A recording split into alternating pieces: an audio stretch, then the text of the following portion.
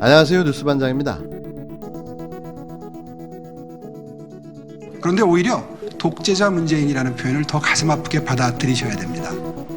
과도한 그리고 부주의한 폭력 행위를 진압하기 위한 경찰력 투입으로부터 생겼던 사건입니다. 근데 그게 거짓말은 아니지 않습니까? 존재조차도 의식 못했다는 말을 존재도 몰랐다고 표현한 게 그렇게 큰 죄가 되나요?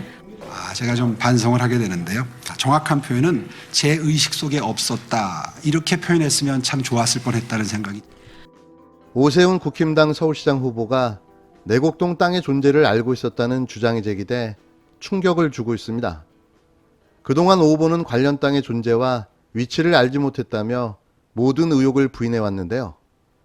김영배 더불어민주당 의원은 지난 31일 국회에서 가진 기자회견에서 그간 땅의 존재와 위치를 알지 못했고 지금도 위치를 모른다며 내곡지구와 관련된 모든 의혹을 부인해온 오세훈 후보가 서울시장 재임 당시 내곡지구를 포함한 서울시의 주택계획을 직접 발표한 사실이 확인됐다고 폭로했습니다.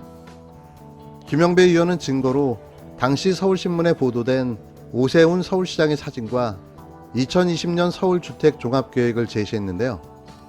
보도를 보면 지난 2011년 6월 7일 오세훈 당시 서울시장은 서울시청에서 기자회견을 열고 2020년 주택 종합계획을 발표합니다.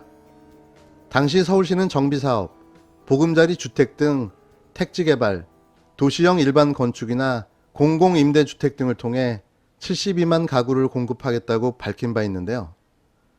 또한 김 의원은 2020년 주택 종합계획에는 오세훈 처가 일가가 소유했던 내곡동 110번지, 106번지 일대가 보금자리 주택지구 신규 지정 예정으로 표기되어 있다고 밝혔습니다. 오세훈 당시 서울시장이 직접 발표하고 서울시가 2010년 2월에 발행한 2020년 서울주택 종합계획 발행인이 오 시장으로 되어 있다는 점을 미루어 볼 때 그동안 나는 몰랐다는 해명과는 배치되는데요.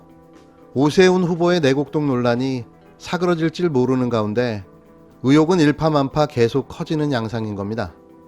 한편 오 후보는 31일 한국프레스센터에서 관훈클럽이 주최하는 토론회에 참석해 내곡동 땅의 존재조차 몰랐다는 발언이 빌미가 됐는데 제 의식 속에 그 땅이 없었다라고 했으면 좋았을 뻔했다며 신속하게 대처하다 보니 오해의 소지가 있는 표현을 사용했다고 밝혔는데요.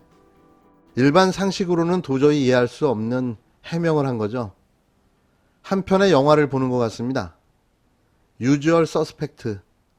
선거가 끝나면 절룩거리던 다리도 돌아간 입도 정상으로 돌아오는 거죠. 참 볼수록 연구 대상입니다. 이런 가운데 오세훈 후보가 2일로 예정된 JTBC와 YTN이 공동으로 주관하는 3차 서울시장 후보 토론회를 일방적으로 취소한 것으로 알려졌는데요. 급락하는 지지율에 TV 토론을 하는 것 자체가 마이너스 요인이라고 판단한 것으로 보여집니다. 입만 열면 거짓말. 과연 누가 그를 신뢰할까요? 오세훈이는 오세훈이마저 속여버린 거죠. 판세는 조금씩 달라지고 있습니다. 박영선 후보의 말대로 매일 2%씩 격차를 줄여나가고 있는 듯한데요. 투표하면 저희가 반드시 이깁니다. 바쁘신 분들은 꼭 사전투표로 소중한 한 표를 행사해 주셨으면 합니다. 이런 말도 안 되는 친일 독재 정치 집단에게 서울과 부산을 빼앗길 수는 없지 않겠습니까? 적어도 이건 촛불을 들었던 촛불 시민의 자존심 문제입니다. 측량 현장에 갔었느냐 안 갔었느냐, 내가 이 질문을 해야 하지 않았습니까? 그때의 얼굴 표정을 보면은요, 이분이 갔었구나, 이런 어떤 확신이 오는 그런 순간이 있었고요. 안 갔다 해놓고 바로 기억 앞에서 겸손해야 돼. 그렇지만 기억 앞에서 겸손해야 된다. 뭐 이제 요 때였고요. 그렇게 지적을 하시니까 제가 좀 반성을 하게 되는데요.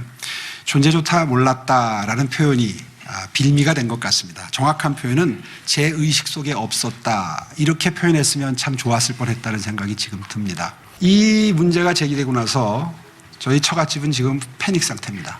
거의 초토화 상태입니다. 너무너무 혼란스러워하고 미안해하고 서로 지은 죄도 없으면서 서로 미안해하는 거예요. 오세훈이가 선거 전략을 대폭 수정한 듯 보입니다.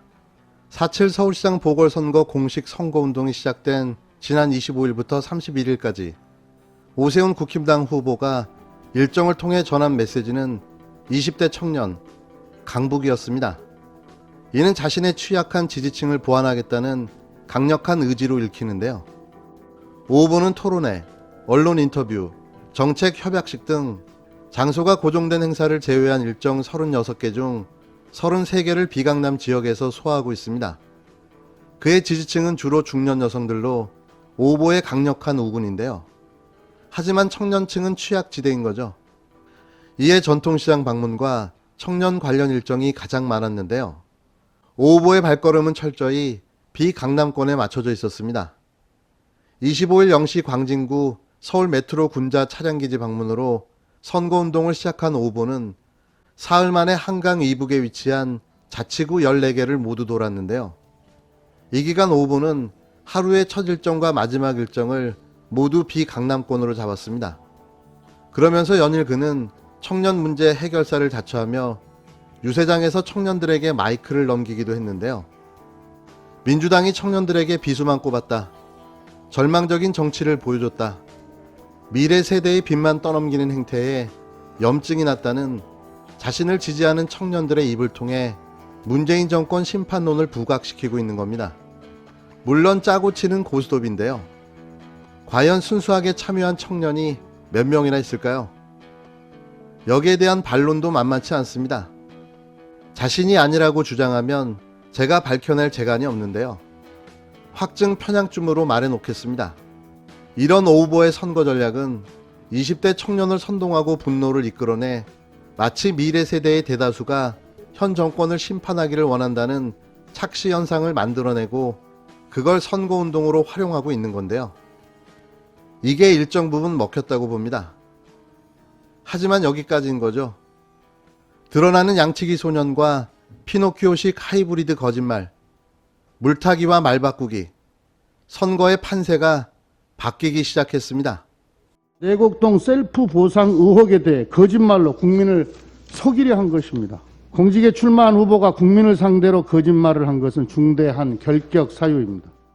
거짓말을 하는 후보, 과연 그런 거짓말하는 후보에게 우리의 미래 세대에게 무엇을 가르쳐 줄 수 있습니까, 여러분? KBS 보도에 따르면 2005년 6월 달에 오세훈 후보가 그 땅을 방문했다고 하는데 선생님이 당시에 오세훈 후보를 직접 보신 거죠? 그래서 제가 그때 봤죠. 저 장인이라는 분은 예. 장인은 그때도 장인이라는 걸 알았어요. 그러면 두 사람 영어입니까? 운전수가 한 사람이 따라온 거 기억이 나요. 왜냐하면 차 타고 그 건너로 식사를 갔기 때문에. 총 세 사람이 왔는데 예. 한 사람은 운전수, 그리고 장인하고 오세훈 후보 이렇게 세 사람이 왔다는 거죠? 그렇죠. 예. 혹시 그 자리에서 그 오세훈 변호사 아니냐고 물어도 보셨어요? 그렇게 안 물어보고 변호사가 안 하고 저 오세훈 의원님이십니까? 그렇게 의원이냐고? 의원이냐고 물어봤어요. 그러니까 오세훈임을 확인하셨다는 거네요? 예, 그렇게 기라가더라고.